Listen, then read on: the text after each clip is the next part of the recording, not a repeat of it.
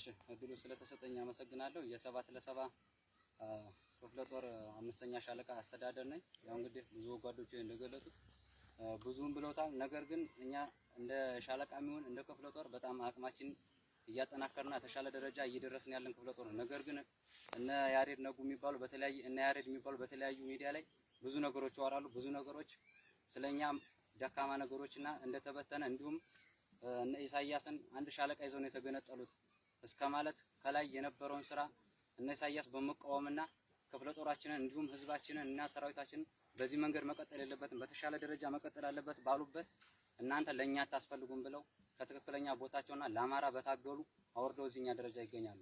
ነገር ግን እኛም የነሱን የመሪዎቻችንን ሐሳብና ጥንካሬ ተከትለን እኛም 7 ለ7 የሸዋ አንድነትን የአማራ አንድነትን እንዲሁም ህዝባችን ሙሉ ለሙሉ የሚኮራብንን ስራ ለመስራት ተነስተን እየሰራን ባለንበት ሁኔታ ግን እነሱ የሚያወሩትን ነገርና ህዝባዊ ድርጅቱ አማራ ህዝባዊ ድርጅት የሚሰራውን ስራ ታውቃላችሁ።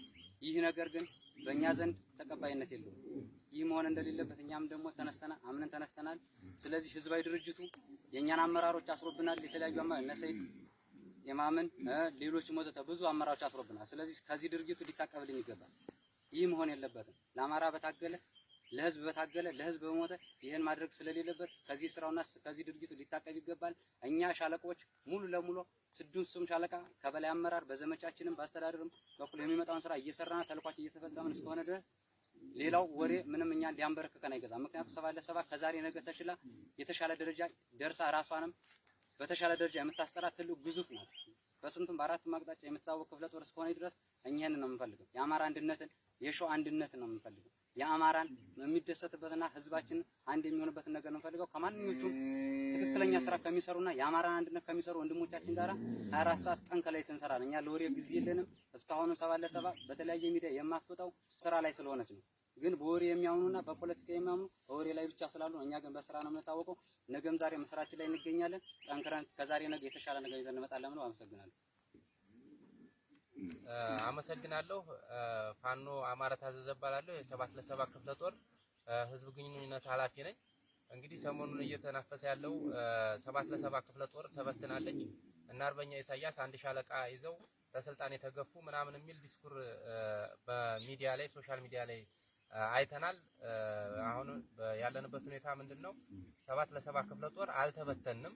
ሁሉም ሻለቆች ስድስቱም ሻለቆች ስራ ላይ ነው ያሉት። አራቱ ሻለቆች በአጋጣሚ እዚህ አካባቢ ግዳጅ ላይ ነው ያሉት። ሁለቱ ደግሞ በሌላ ቀጠና ግዳጅ ላይ ነው ያሉትና ይህን ግዳጅ እየፈጸሙ ባለበት ሁኔታ ግለሰብን ለመንካት የሆነ አካል ከትግል ውጪ ለማድረግ የሚያደርጉት ከፍተኛ ትንቅንቅ እርስ በርስ ውጊያን የመፈለግ እስካሁን ያለፈው ታሪካችን የተበላሸው ታሪካችን ማደስ ሲገባን አሁንም ወደ ሌላ ጸባጫሪነት እየገቡ ነው ያሉት። የነሱን ደግሞ ፕሮፓጋንዳ ልሳን ሆኖ እየሰራ ያለው ያሬድ ሙሉ ነው የሚባል ሸዋሮቢት አካባቢ ላይ ካሁን ቀደም ወደ ውጭ ሀገር ከመውጣቱ በፊት የጤና ጽሕፈት ቤት ኃላፊ አርጉኝ ብሎ ባለመሳካቱ ይሄን አንተን አናደርግህም ብሎ ብልጽግና ያባረረው ከዛ ውጭ ሀገር ሄዶ ምቹ ሁኔታ ሲያገኝ ሚዲያ ፕላትፎርም ሲመቻችለት አሁን የአማራን ትግል ለመበተን የተነሳ ጋጠወጥ ቡድን ላይ የተቀላቀለ ሰው ነውና ይሄንን ከዚህ ድርጊቱ ማቆም ካልቻለ